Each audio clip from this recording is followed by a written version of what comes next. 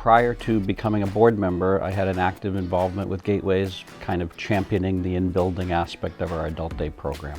The Gateways Adult Day program is really a full-fledged, cohesive member of our building and department.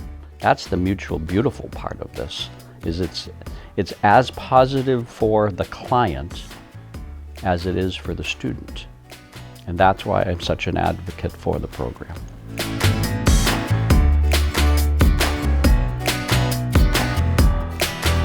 Having an intergenerational activity center in your building is really, we're unique. We know there is a uniqueness to that. So it starts with the curricular area of our Health and Human Service program, but extends so much beyond that. The primary role for my students when they go to the Gateways program is to interact with the participants and support them in whatever activities they're doing.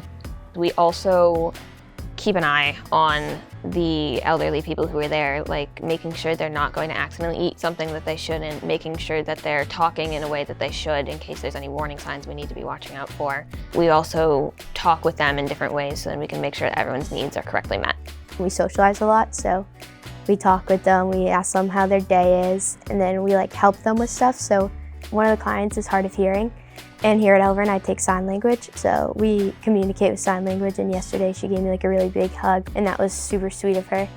And then another client, he always makes sure I'm doing my homework. He's always like, "You gotta do your homework," and I'm like, "Okay, I will." So that's really cute. I really do think they enjoy having us come in. It's a nice change of pace. They get to kind of see people that they probably don't get to hang out with all the time. The important aspect of all of the connections is all human beings deserve to be dignified and have kind, empathetic individuals around them. And sometimes I see connections from their past lives and talking with my grandmother and my great-grandma and how it's very similar. So it kind of makes our relationship closer in a way.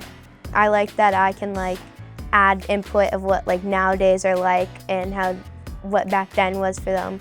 And we're always talking about college, so that's really fun to learn about their experiences with college and stuff. So that's super awesome. This program gives them a chance to practice their skills in empathy and communication, their skills in really listening to another person and figuring out what they need, especially a person who might not be very good at communicating, but really looking at their body language as well as their words to figure out what kind of things they can do to help them, being very caring and kind, and that really is going to help them in whatever field they go into, but especially if they're going to go into the healthcare field. We want to have modeling across the spectrum of the workforce, and I think the program does that. It really helped me with my self-confidence and being able to talk to other people and just being able to be myself more, I feel like, and I'm thankful for that.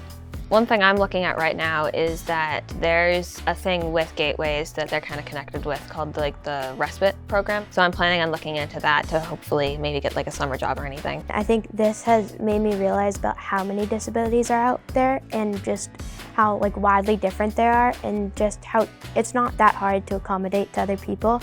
And so it's helped me a lot just to, one, be more accepting and realize, yeah, I really want to go in this field. We want to have kids that graduate from high school with the academic skills they need to be successful. We also want them to be compassionate and empathetic individuals. And that's really what gravitates me in having it be part of our school. It's a member of our community at large, and we're all part of something bigger than ourselves. And that's the life lesson for students and for everyone else involved. If you have space available in your buildings, please consider bringing an intergenerational program into your school building. Providing a space and opening the doors of opportunity for kids to collaborate, to develop workforce skills, choice of this program or a career path that I might like to follow. We owe it to our students to prepare them for what comes next for them, not comes next for us. But in this regard, this is one of those unique times that the us may be interworking with them in an adult day program as we retire.